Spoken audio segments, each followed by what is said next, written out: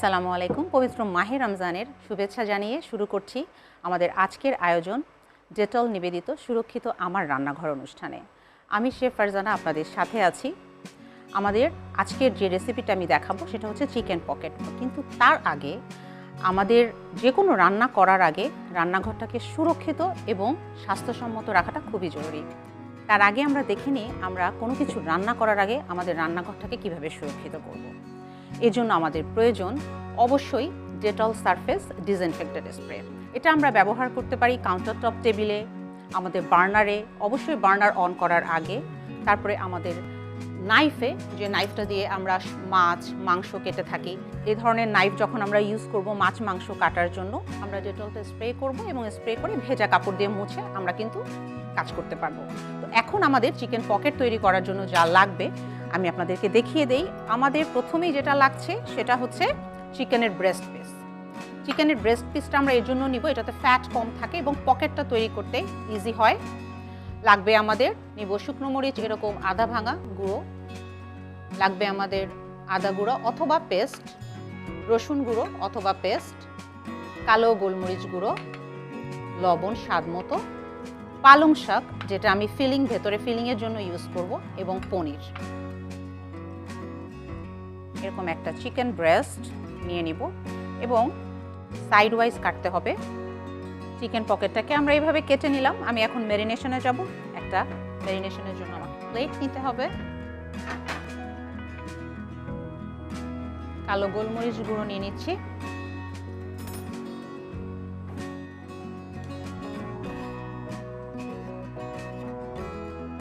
Chilli flakes,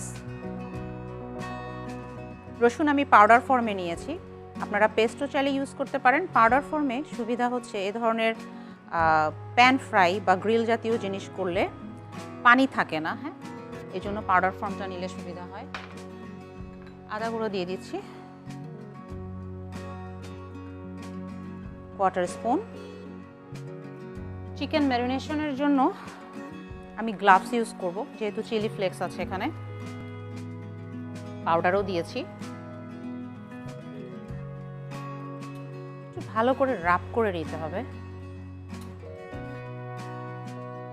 এভাবে prepare করে কিন্তু আমরা ডিপেও চাইলে রাখতে পারি।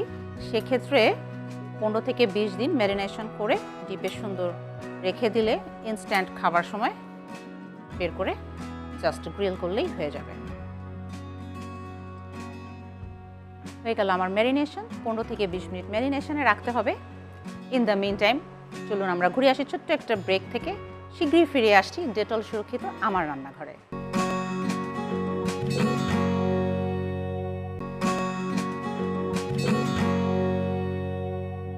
বিরতির পর চলে আসলাম ডেটল সুরক্ষিত আমার রান্নাঘরে। চিকেনটা ম্যারিনেশন হয়ে গেছে, আমি এখন নেক্সট স্টেপে চলে যাব। আমার ফিলিংয়ের জন্য লাগবে পালং শাক এবং মোজারেলা চিজ।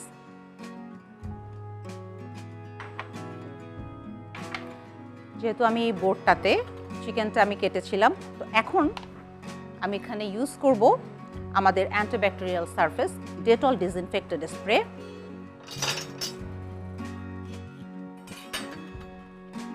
এটা ফুড কন্টাক্টে ডিরেক্ট না এনে আপনি একটা ডিস্টেন্স মেনটেন করে স্প্রে করতে পারেন এবং ভেজা টাওয়েল অথবা টিস্যু দিয়ে এটা ওয়াইপ করে কিছুক্ষণ পরই আপনি কিন্তু কাজ শুরু করতে পারেন।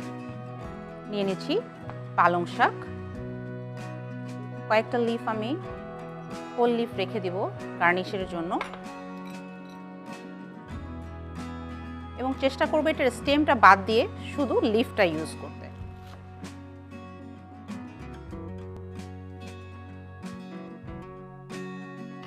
এখন আমরা ইউজ করব মোজারেলা।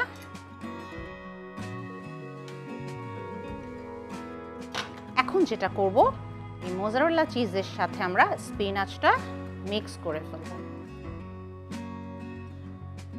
এই স্পিনাচের ফিলিং এর ভেতরে কিছু স্পাইসেস ইউজ করব। দিয়ে দিব লবণ স্বাদ মতো, চিলি ফ্লেক্স, ঝালটা যার যার ইচ্ছে মতো, আর সেম একটু গোলমরিচ গুঁড়ো। এই যে পকেটটা তৈরি করেছি আমি এই পকেটে ফিলিংটা দিব। সারাদিন রোজার পরে আমাদের প্রোটিনেরও প্রয়োজন, সো চিকেনটা ফুল অফ প্রোটিন। এটা হয়ে গেল আমাদের চিকেন পকেট। চলে যাব আমি কুকিংয়ে। সামান্য তেল দিয়ে দিচ্ছি। ননস্টিকের প্যান যেহেতু খুব একটা তেল লাগবে না, অল্প তেল দিয়ে এভাবে স্প্রেড করে নিব। টেম্পারেচার আমাদের 180 ডিগ্রির মধ্যে থাকবে।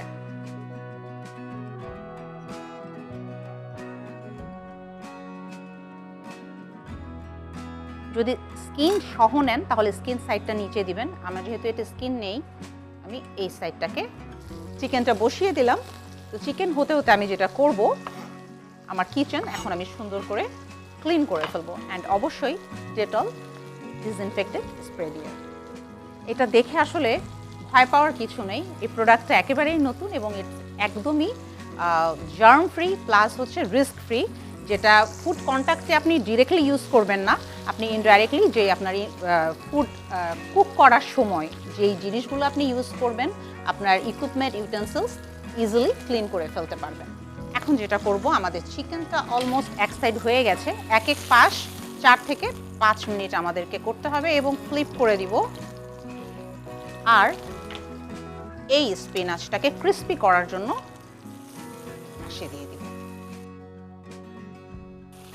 তো আমার চিকেনটা অলমোস্ট হয়ে আসছে। আমি এখন প্লেটিংয়ে যাব।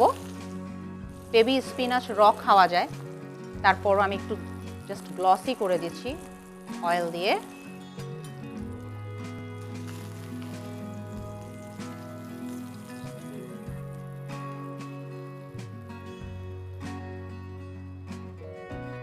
যেহেতু এটা আমি ফুল মিল হিসেবে প্লেট করব, এটার সাথে আমি যেটা চাচ্ছি একটু স্টিম রাইস দিতে। আমি সময় স্বল্পতার কারণে যেটা করেছিলাম, স্টিম রাইসটা এরকম একটা মোল্ডে তৈরি করে রেখেছিলাম, একদম প্লেন রাইস।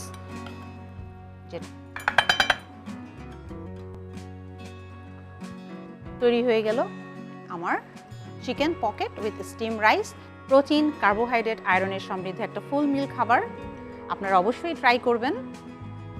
আজকে এখানেই শেষ করছি ডেটল সুরক্ষিত আমার রান্নাঘর। পরবর্তীতে আবার দেখা হয়ে যাবে। সে পর্যন্ত সবাই সুস্থ থাকবেন, ভালো থাকবেন, সুরক্ষিত থাকবেন। আল্লাহ হাফেজ।